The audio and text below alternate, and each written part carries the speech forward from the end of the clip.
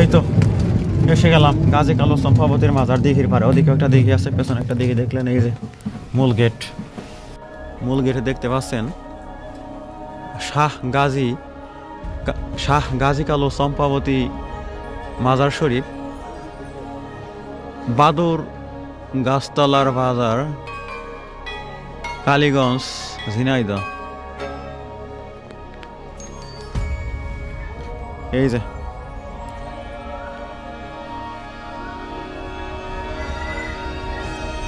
এই পাশেও কিছু মাজার রয়েছে, আর মূল মাজার ভবন ওই যে সামনে দেখতে পাচ্ছেন। আর ওই ভবনের পেছনেই কিন্তু একটা বিশাল দিঘি।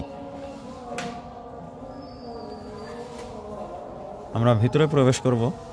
মাঝখানে চত্বরটিতে রয়েছে এই যে একটা গাছ, আর ওখানে রয়েছে বট বৃক্ষ বাধাই করা।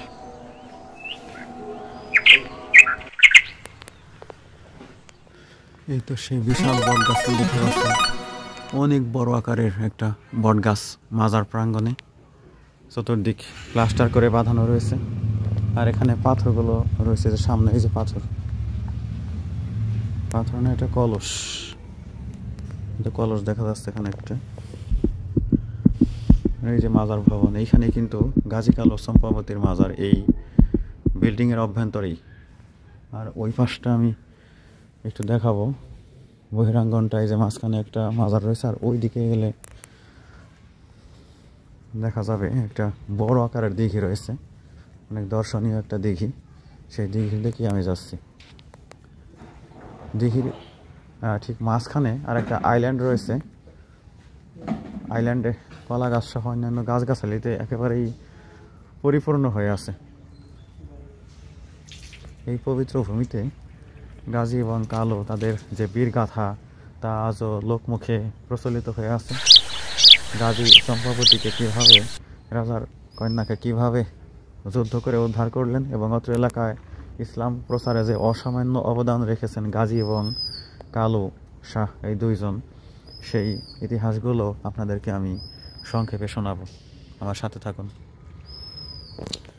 গাজী কালো চম্পাবতীর সম্পর্কে বিভিন্ন সূত্র মতে বিভিন্ন ধরনের তথ্য আমরা অবগত হয়ে থাকি।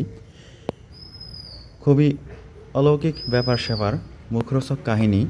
তবে এই যে কাহিনীগুলো প্রচলিত আছে, এই কাহিনীগুলো কতটুকু সত্য তা ঐতিহাসিকগণ আজও কিন্তু বের করতে পারেননি। তবে গাজী কালো চম্পাবতীর ইতিহাস যে সত্য, হয়তো স্থানে স্থানে বিস্তৃত বা সংক্ষিপ্ত, সংযুক্ত, বিস্তৃত এরকম কিছু হতে পারে। তবে মূল ঘটনা যে সত্য, এটা বলার কিন্তু অপেক্ষা রাখে না। সামনে এটা দেখতে পাচ্ছেন, এটা একতলা বিশিষ্ট একটা মসজিদ, অনেক বড় আকারের একটা মসজিদ। আমরা এখানে নামাজ পড়ব। এই পাশে আর একটা বট বৃক্ষ হয়েছে। এই স্থানটি খুবই নির্জন, লোকজনের বসতি থেকে একটু দূরে, কোলাহল শূন্য, কেমন যেন একটা খুব সুন্দর কালম একটা পরিবেশ এখানে বিরাজ করে। বট বৃক্ষের চতুষ্পার্শ্ব বাঁধানো রয়েছে প্লাস্টার করে। গাজী কালো চম্পাবতীর বীরত্বপূর্ণ, অসাধারণ ও অনেকটা অলৌকিক ঘটনার যতটাই অস্পষ্টতা ও ধোঁয়াশা থাকুক না কেন, জ্ঞানীগণ চেষ্টা সাধনা করে সেই ইতিহাসের যতটা উদ্ধার করতে সক্ষম হয়েছেন তা এই ভিডিওর শেষ ভাগে উল্লেখ করা হবে। ততক্ষণ দর্শক একটু ধৈর্য ধরে সাথে থাকুন। ভিডিওটি ভালো লাগলে চ্যানেল সাবস্ক্রাইব করবেন, এই অনুরোধটুকুও পেশ করছি। ভিউয়ার্স, ধন্যবাদ। গাজী কালো চম্পাবতীর মাজার কমপ্লেক্সের অভ্যন্তরে বিশাল বড় বড় একটা গাছ, নিচে প্লাস্টার করে বাঁধানো অনেকগুলো গাছ এখানে দেখতে পাচ্ছেন আপনারা। আর ওই পাশে মাজার রয়েছে বা বহিরাঙ্গনে, আর ভিতরে গাজী কালো চম্পাবতীর যে মাজার শরীফ রয়েছে। এই যে বট গাছের যে জটাগুলো দেখতে পাচ্ছেন নিচে, আর লোকজন এই যে এখানে অনেক পলিথিন বেঁধে রেখে গেছে। কী কারণে রেখেছে, তারা বেঁধেছে তারাই জানে।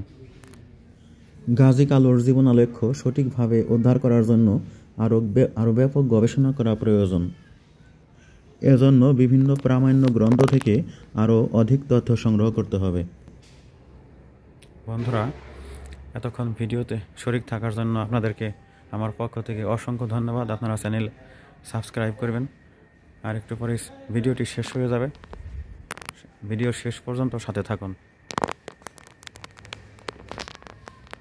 গাজী কালো চম্পাবতীর মাজারে এখানে গাজী কালো চম্পাবতী তাদের যে কাহিনী, সেই কাহিনীটি একটা ফলকে ডিটেলস লিখিত হয়েছে। এটা সৌজন্যে জনাব মোহাম্মদ শফিকুল ইসলাম, জেলা প্রশাসক, ঝিনাইদহ, তারিখ 2রা জুন 2014 খ্রিস্টাব্দ। আমরা এটা আগের তারিখে এসে দেখে গেছি, আপনারা ডিটেলস পড়ে দেখতে পারেন। ত্রয়োদশ শতাব্দীতে যশোর শহর থেকে 11 মাইল উত্তরে বর্তমান ঝিনাইদহ জেলার অন্তর্গত কালীগঞ্জ উপজেলাধীন ঐতিহাসিক বারোবাজার অঞ্চলে যে সকল আধ্যাত্মিক সাধক ইসলাম প্রচার অবদান রেখেছেন তাদের মধ্যে গাজী কালো চম্পাবতী বিশেষভাবে উল্লেখযোগ্য। এদের সঠিক পরিচয় নিরূপণ করতে গিয়ে ঐতিহাসিকগণ নানা মত পোষণ করেছেন। ঐতিহাসিক সতীশচন্দ্র মিত্রের মতে ত্রয়োদশ শতাব্দীতে এই অঞ্চলে ইসলাম প্রচার ও প্রসারে বিশেষ অবদান রাখেন জাফর খাঁ গাজী। তার পুত্রের নাম বরখান গাজী। তিনি সাধারণত বরখান গাজী বা বড় গাজী বা গাজী সাহেব নামে পরিচিত। তিনি সুন্দরবন অঞ্চলের রাজা মুকুট রায়কে পরাজিত করে তার কন্যা চম্পাবতীকে বিয়ে করেন। ঐতিহাসিক বারোবাজার বারো আউলিয়ার স্মৃতি বহন করে চলেছে। তুর্ক আফগান আমলে এখানে মুসলিম সভ্যতার কেন্দ্রস্থল হিসেবে বিবেচিত ছিল। ঐতিহাসিকগণের মতে বিরাটনগরের রাজা ছিলেন সিকেন্দার শাহ, তার রানী ছিলেন অজপা সুন্দরী। রাজা রানীর প্রথম পুত্র জোলহাস শিকার করতে গিয়ে নিরুদ্দেশ হন। গাজী ছিলেন তাদের দ্বিতীয় পুত্র এবং কালো ছিলেন তাদের পালিত পুত্র। রাজা রানী প্রাপ্তবয়স্ক গাজীকে রাজ্যভার দিতে ইচ্ছা প্রকাশ করলেন। তিনি রাজ্যভার না দিয়ে পালিত ভাই কালোকে সাথে নিয়ে পলায়ন করে সুন্দরবনে এসে উপস্থিত হন।